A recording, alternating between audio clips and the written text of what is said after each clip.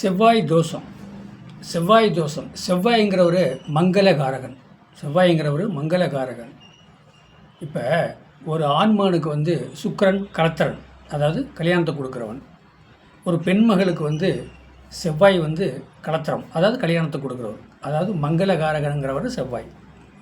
செவ்வாய் தோஷம் அப்படின்னாலே லக்கணத்திருந்தாலும் தோஷத்தை குறிகாட்டும்.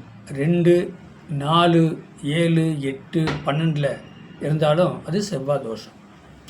களி தோஷம்னு சொல்கிறாங்களே, கழிக்கிற தோஷம்னு சொல்கிறாங்களே, அது என்னங்க காரணம் அப்படின்னா, களி தோஷம் அப்படின்னா மேசம் சொந்த வீடு. லக்கணத்துக்கும் ராசிக்கு எங்கன அந்த செவ்வாய் 4, 7, 8, 12 செவ்வாய் வந்தாலும் அந்த செவ்வாய் மேசத்தில் இருந்தால் களி செவ்வாய், சொந்த வீடு. அதே கடகத்தில் செவ்வாய் இருந்தால் அது களி செவ்வாய், அது நீச்ச வீடு. கும்பத்தில், அதாவது மகரத்தில் செவ்வாய் இருந்தால் உச்சம் பெற்றிருக்கார், அது களி செவ்வாய். உங்களுக்கு லக்கணத்துக்கு எத்தனை இடமா வந்தாலுமே, மகரத்தில் இருந்தாலும், மேசத்தில் இருந்தாலும், கடகத்தில் இருந்தாலும், விருச்சிகத்தில் இருந்தாலும் களி செவ்வாய். புரியுதுங்களா சொல்கிறது? களி செவ்வாய். சரி, அப்போ சுபகிரகம் பார்க்குது, குரு பார்க்குறாரு சுபகிரகம், சுக்கிரன் பார்க்குறாரு சுபகிரகம்.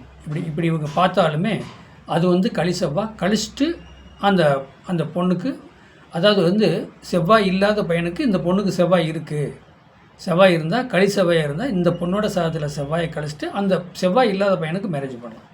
இதுதாங்க செவ்வாய் தோஷம்.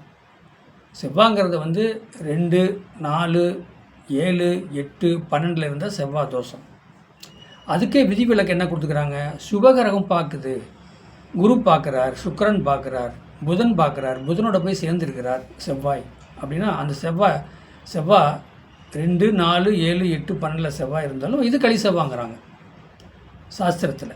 அப்போ அதை நீங்கள் மெயினாக பார்க்கணும். செவ்வாய் இருக்குது, 2ஆம் இடத்துல செவ்வாய் இருக்குது, குடும்பத்துக்கு எடுக்கும், பிரச்சனை சிக்கல் வரும்னு சொன்னால், இதே மேஷம், மீன இலக்கணம் மேஷம் 2ஆம் இடமாக வருது, அங்கே செவ்வாய் ஆட்சி போய்ட்டுருந்தால் அது களி செவ்வாய். இதே கடகம், இப்போ மிதுன லக்கணம், மிதுன ராசியாக இருந்தாலும் அதுக்கு 2ஆம் இடத்துல செவ்வாய் இருந்தால் அது களி செவ்வாய். அது எப்படி? அது கடகத்தில் செவ்வாய் நீஷம். சரி, மகரத்தில் செவ்வாய் இருக்குது, தனுசுக்கு 2 கூடையும் மகரம், அப்போ செவ்வாய் உச்சம், 2ஆம் இடம், அப்போ களி செவ்வாய் எப்படிங்கிற. விருச்சிகத்தில் செவ்வாய் இருக்குது, அப்போ துலா லக்கணத்துக்கு 2ஆம் இடம் விருச்சிகத்தில் செவ்வாய் இருந்தால் இது களி செவ்வாய். நீங்கள் எப்படி எடுத்துக்கலாம்? 2, 4, 7, 8, 12 எல்லாம் வேணால் நீங்கள் எடுத்துக்கலாம். இது களி செவ்வாய். சுபகிரகம் அந்த செவ்வாயை பார்க்குது அப்படின்னா, அப்படி சொன்னாலே கண்டிப்பாக அது களி செவ்வாய். புதனோட போய் சேர்ந்துருக்கிறாங்க, அப்போ குருவோட போய் சேர்ந்துருக்கிறாங்க அப்படின்னா அந்த செவ்வாய் களி செவ்வாய். இதுதான் செவ்வாய் தோஷம்.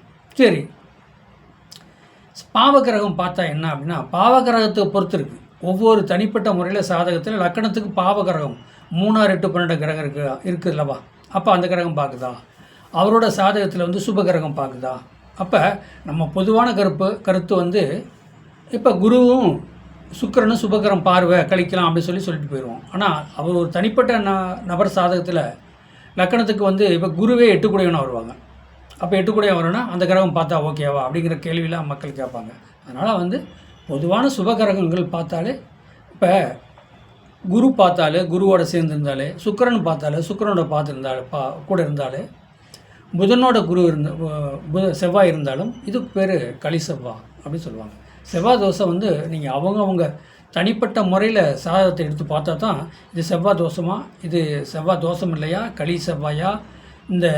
அதாவது எப்படின்னா, செவ்வாய் 4, 7, 8, அப்போ இந்த பார்வையும் மெயினாக பார்க்கணும். பார்த்து தான் நம்ம செவ்வாய் இருக்கா இல்லையான்னு முடிவெடுக்க முடியும். என்னுடைய சேனலை மற்றவங்களுக்கு ஷேர் பண்ணுங்கள். 95 14 77 10 74 நம்பருக்கு வாட்ஸ்அப்பில் சாதகம் அனுப்புங்க. வாழ்க வளமுடன்.